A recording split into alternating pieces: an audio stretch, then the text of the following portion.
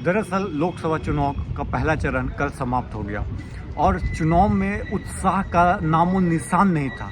कारण लोगों में मायूसी हो सकती है, लोगों में उपेक्षाएं खत्म हो गई हो सकता है तमाम कारण हो। कहीं 2%, कभी कहीं 4%, कभी 6% जो है वोट परसेंटेज कम हुआ है जैसे पिछले साल का मुकाबला। दरअसल हम कुछ आंकड़े बता देते हैं आपको। दरअसल बिहार में जो 48% जो है वोटिंग परसेंटेज हुई है और हम बता देते हैं औरंगाबाद में 50%, गया में 52%, नवादा में महज 41%, 41.50 और जमुई में 50%, जो कि बहुत कम कहा जा सकता है। जबकि पिछली बार गया में जो इलेक्शन हुआ था 2019 में तो उसमें 56% हुआ था, इस बार 52, 4% की भारी कमी। औरंगाबाद में 53% हुआ था, इस बार हुआ 50%, यहाँ पे 3% कमी। नवादा में वो जहाँ पे 49.73 हुआ था वहाँ पे 41.50। मतलब कि आप समझ सकते हो कितना लोगों में निराशा, हताशा, क्या कारण है।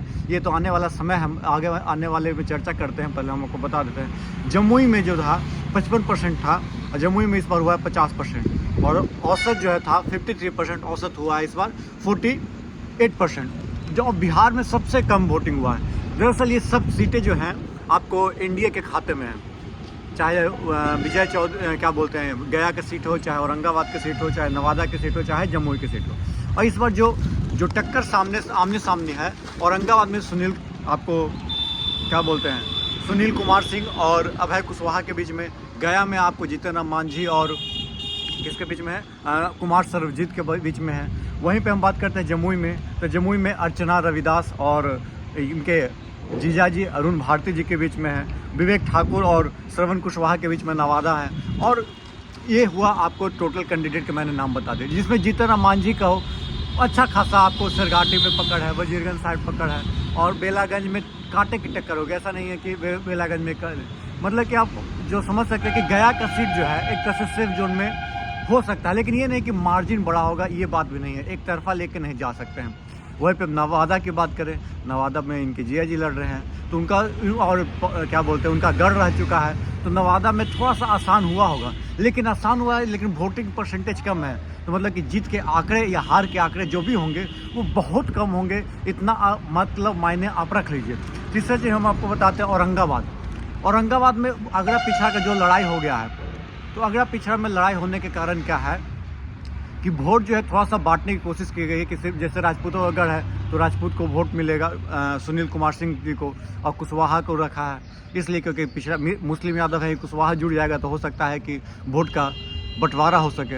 अब सबसे इम्पोर्टेंट जहाँ पे भूमियार का भरमार है, हम बात करते हैं नवादा की। नवादा में क्या है कि भाई साहब गुंजन सिंह भी थे और यहाँ पे एक और यादव है, राजबल्लभ यादव के भाई हैं। वहीं पे आपको जो मुख्य लड़ाई जो थी क्या बोलते हैं नवादा में, विवेक ठाकुर और श्रवण कुमार, विवेक ठाकुर सीपी ठाकुर के लड़के हो गए और श्रवण कुमार। तो भूमियार कास्ट को मतलब भूमियार कास्ट एक तो गुंजन सिंह खड़े हो गए तो वोट परसेंटेज डिस्ट्रीब्यूट हो जाएगा। और बाकी जो है श्रवण कुमार जो है दरअसल कहा जाता है श्रवण कुशवाहा, वो कुशवाहा जाति से आते हैं, उनका वोट परसेंटेज देखा हम आपको पहले बता चुके हैं। और मुस्लिम यादव भी यहाँ पे हैं ही। तो क्या है कि भूमियार यदि बढ़ जाता है सीपी ठाकुर और गुंजन सिंह में और थोड़ा यदि इधर शिफ्ट हो जाता है तो नवादा का सीट शायद फंस सकता है। क्योंकि मैं वो पोलिंग कम्युनिटी पोस्ट में भी डाला था तो बहुत सारे लोग जो है श्रवण कुशवाहा के लिए पोल किए थे। और देखना दिलचस्पी होगा कि क्या होता है, ये तो आने वाला समय बताएगा। लेकिन बिहार में लगता है कि कुछ खास लोगों में उत्साह नहीं देखा गया इस बार लोकसभा चुनाव में, क्योंकि मोदी जी की गारंटी हो, लगभग 10 साल से उनका काम हो देखने का। हाँ, ये अलग बात है कि भाई आप हिंदुत्व को लेकर और दूसरा फेस कोई उनको नहीं दिखा होगा तो आदमी आकर दे दिया होगा वोट उनके क्या बोलते हैं खाते में। लेकिन स्थिति इतनी गंभीर है, इतनी कम परसेंटेज कभी नहीं होती। तो क्या ये माहौल बन रहा है 2004 की तरह? तो मैं आपको बता देता हूँ कि गया में 2014 में वोट हुआ था 53% और इस बार कितना हुआ है 52%। 2009 में हुआ था 42%, तो उसमें वोट परसेंटेज उतना कुछ खास नहीं। और 2004 में वोट हुआ था 61%, जो कि बहुत ज़्यादा मैटर करता है, मतलब चेंजमेंट आई थी। आप समझ सकते हो ये कुछ मैंने आपको वोट परसेंटेज बताया बिहार के, मतलब और हो सकता है कि गर्मी के कारण भी बहुत सारे लोग नहीं निकले होंगे। लेकिन आपका चुनाव का मतदान तो 7 बजे से शुरू हो जाता है और गर्मी अप्रॉक्स जो है 11-12 बजे बाद टेम्परेचर हाई होता है। तो देखना दिलचस्प ये था कि क्यों नहीं लोग आ रहे हैं। उम्मीदों का बोझ उनको ख़त्म, मतलब कि उम्मीद किसी से अब नहीं रहा, किसी भी नेता से, नपाड़ी से। रीज़न क्या है? दरअसल आप लोग बताइएगा कि आपने वोट दिया कि नहीं। किसको वोट दिया ये भी कमेंट बॉक्स में कर सकते हैं यदि आप चाहें तो।